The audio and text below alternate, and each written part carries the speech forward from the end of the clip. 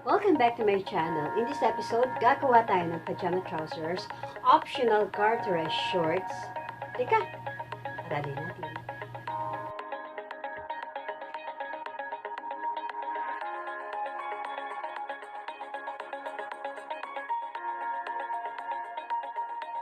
Ang ating pong gagawin ay drafting pajama trouser. O kaya naman, optional din ito, pwede nyo rin itong gawing garterized shorts. Ayan, iisa lang naman ang methods nito. So, umpisahan na natin. At ang panukat na ating gagamitin ay inches. At ang mga measurement na kakailanganin natin ay ang mga sumusunod. Crotch, full length, hip line, bottom circumference.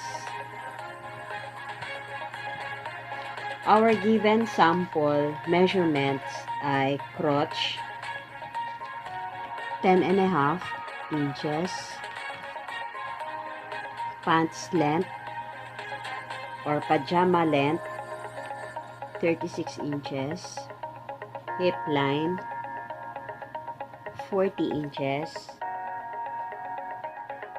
at bottom circumference 14 inches. Ang hip line ay i-divide natin sa 4, so 40 equals 10. At ang bottom circumference ay i-divide natin sa 2. So, magiging 7. Yan. From A to B is the pajama length or pajama trousers length or shorts length. Kung ano ang desired length kung gusto ninyo. And then, going to C is the hip line. From A to C, yun naman po yung hip line. Ang ating given hip line ay 40 divided by 4 equals 10. Magpa-plus po tayo ng 1 inch. So, magiging 11 siya. So, kukunin natin yung 11 inches. And then, pag nakuha na natin, mark it C. Then, we will proceed to letter D.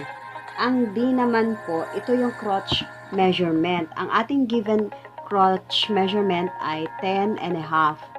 Ganon din po, magpa-plus din tayo ng 1 inch. From A to D, yung haba ng sukat ng crotch natin, 10.5 or 10.5 plus 1 equals 11 din. Nagkataon 11 din ang ating crotch.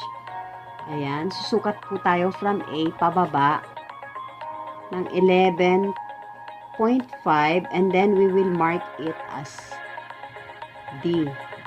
From D, punta naman tayo sa E. 1/4 ng hip measurement, 40 plus 1 nga kanina. So, yan. Kukunin na naman natin siya. Bale, ano siya, 11, di po ba? Yan. And then, we will mark it as E. Yan po, From D, yan. And then yung hip line niya crotch hip line. Yan. We will mark it E. And then from E naman, mag-extend lang tayo ng 2 inches. Dito, dito sa E, magdadagdag tayo ng 2 inches. Papunta sa kanan, 2 inches. Yan. And then, we will mark it as F. Ngayon, i-connect natin itong C sa taas. I-connect natin siya dito sa E.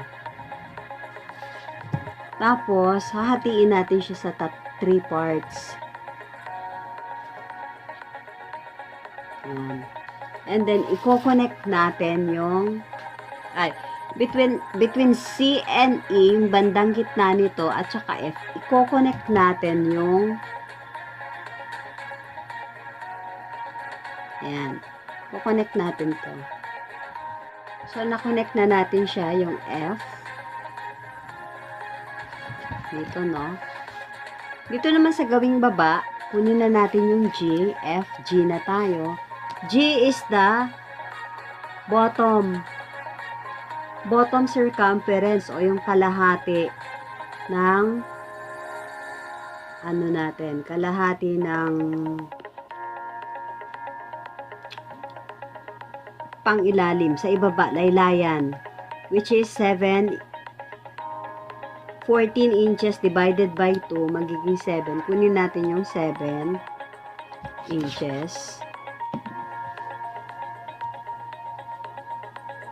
Kunin natin yung 7 inches. Ayan. From B, guguhit tayo papunta sa kanan. Kukunin natin yung 7 inches. Kunin natin yung 7 inches. And then, we will mark it.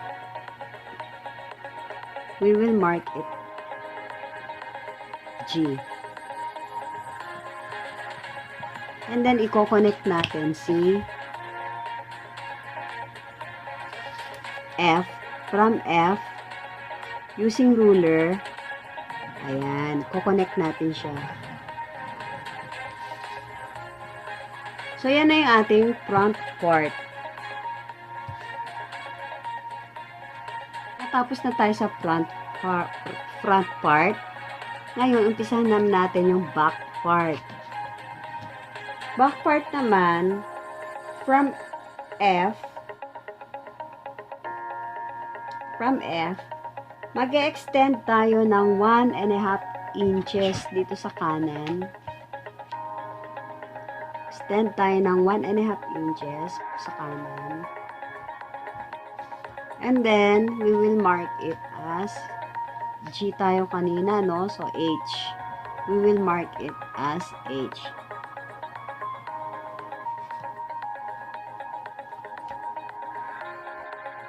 Nasa H na tayo, papunta naman tayo sa I. Ang I naman, dito sa bandang gawing ibaba, sa bottom width naman siya, mag-e-extend lang tayo ng from G, mag-e-extend lang tayo, kunin natin ang half inch, yan, 1/2 inch, extend natin, and then we will mark it as I.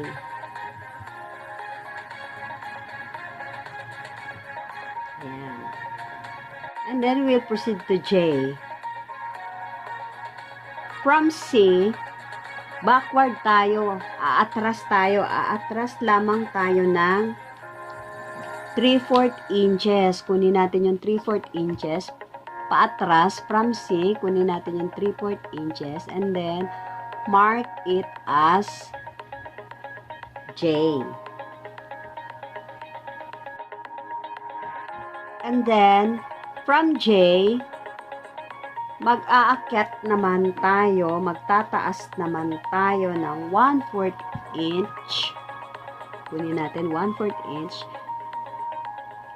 And then, mark it as K. Ayan ha, nagtaas lamang tayo ng 1/4 inch.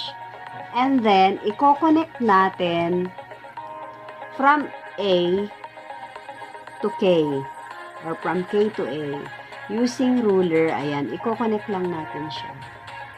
Connect natin siya. And then, from K naman, using French curve, i-connect natin ang H. Connect natin si H, papunta dito sa J, yan. Papunta sa J hanggang K, isasagad natin. From H, using French curve ruler, ayan, paakyat. And then, ito naman si H, using ruler din, i-connect natin siya sa I, pababa.